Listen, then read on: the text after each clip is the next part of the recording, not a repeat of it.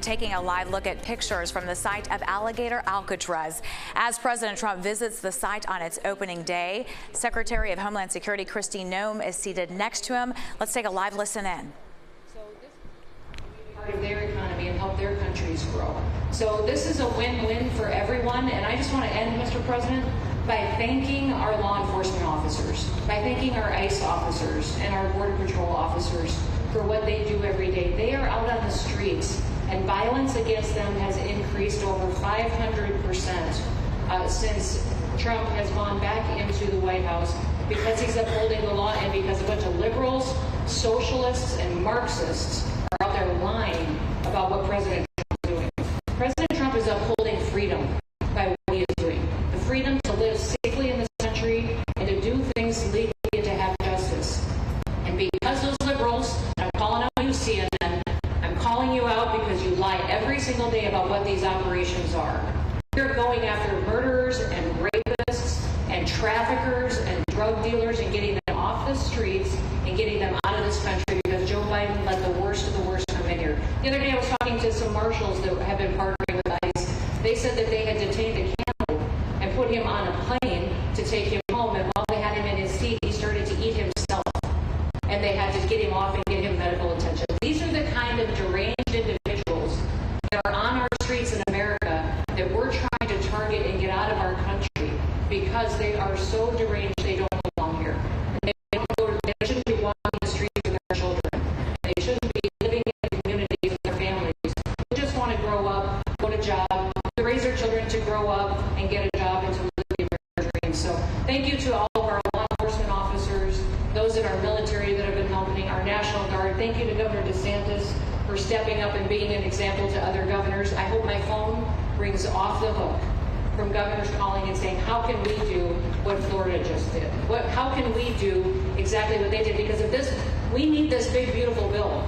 We absolutely have to have this big, beautiful bill that has the funding so that we can continue this operation and we can get those bad criminals off of our streets and have the officers to do it so that when they go out on an operation, somebody's got their back.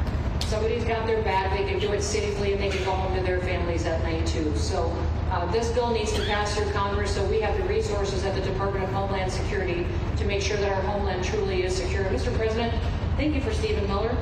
I just want to thank you for him. This guy calls me night and day and tells me all of his wise advice and wisdom, but he's a rock star because he loves this country and he's passionate about making sure that nobody is prioritized over an American citizen.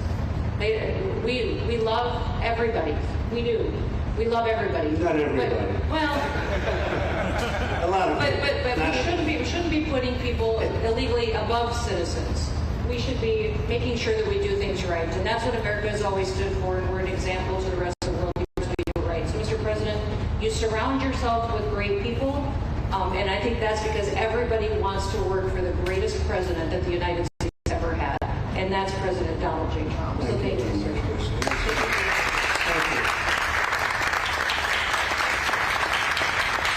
Thank you very much. And I have to say that, when Kristi's name was put before me, by Tom Homeland, by the way, because I went into the border and somehow I thought I was going to be good in that sort. But he didn't want the upper job, and I said, who do you recommend? Kristi Noem. I said, oh, are you kidding? She's great, but she's such a fine, elegant person. He said, sir, she's tough as hell. I said, are you sure? You are tough as hell, I tell you.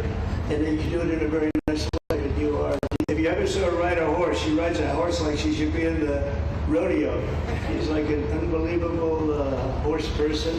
And you've done a fantastic job, and Steve Miller would even agree to that. And he likes nobody, by the way. I don't think he likes anybody. And another one we like is Ron. And Ron, would you say a few words, please? Sure.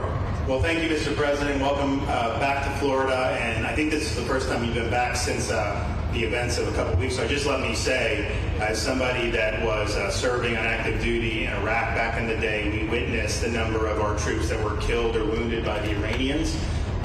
We know that they're a militant Islamic regime that was hell-bent on getting nuclear weapons, and under Joe Biden, they were about to get nuclear weapons. And because of your strong action actions, those dreams, and those ambitions have been reduced to rubble. And I thank you. I know a lot of veterans thank you, and people in Florida really thank you for stepping up and really making a strong, tough, but strong decision. I think we're much safer as a result of that. Now, on the immigration, I think President Trump's election represented the chance for us to finally solve this illegal immigration and border problem once and for all.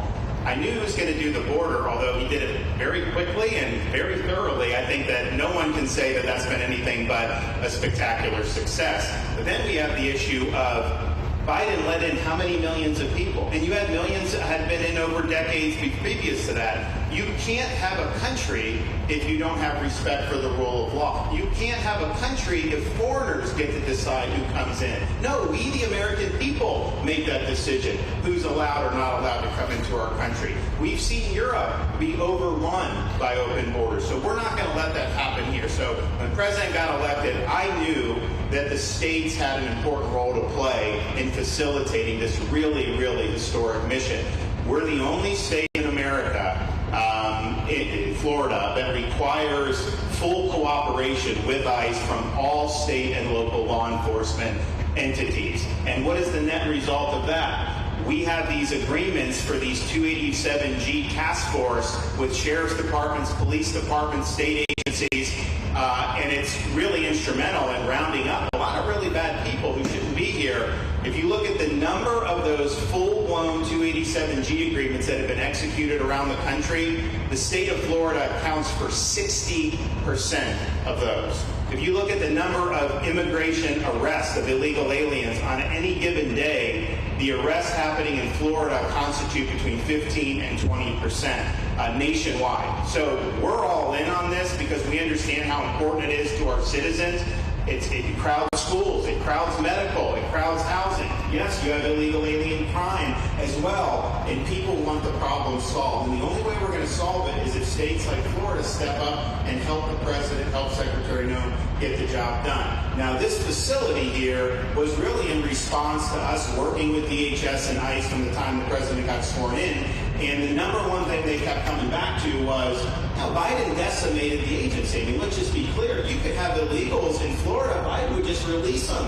Even when they had notices or they had orders to be removed, Biden wouldn't send them back. So their interior enforcement collapsed under Biden. So they're building it back up. We need detention space in order to be able to bring about more deportations. And so what we have here can hold 3,000 now. 2,000 facility up at Camp Landing that we're going to be open, which is our National Guard site. But think about what you have here. They come here, say they already or been ordered to be deported. You drive them 2,000 feet to the runway, and then they're gone. It's a one-stop shop. And this airport that's been here for a long time is the perfectly secure location. It's going to make a big difference. And let me just thank everyone who was involved. We got the call from DHS a little bit more than a week ago. And here we are 8 days later with this facility open, and as soon as Air Force One departs, it'll be swept and it'll be open for business to be able to do. But our goal here is to process them and be able to effectuate their return to their home country. This is the opposite of what they were doing in New York by just putting them up in a hotel and then just letting them stay there indefinitely. No, we want to be able to send back. And when you walk into the processing, the President and I, Secretary Noem, Kevin Guthrie, walk through that initial intake, the first thing you see is information on how to go home on your own. Why would you want to come through Alligator Alcatraz if you can just go home on your own? I think a lot of people are going to make that decision. So you're going to have a lot of deportations that are going to be done by the administration, but I think you're going to have a lot of voluntary as well. So this is a force multiplier for the president's efforts. I would just say and echo what Secretary Noem says. There is no reason why other states can't be doing it. And I know Louisiana, Texas, a couple of them, but we've got if only the red states did this, they would be able to expand their capacity by tens of thousands, maybe 50, 100,000 on a given day. That's how you really start to make a difference. And so we're proud to be able to partner with the Trump administration on that. Mr. President, thanks for coming down. I think you highlighting this is going to move the needle in a big way throughout the country, and I think it's going to help all of us achieve the really big results that I think our voters want to see.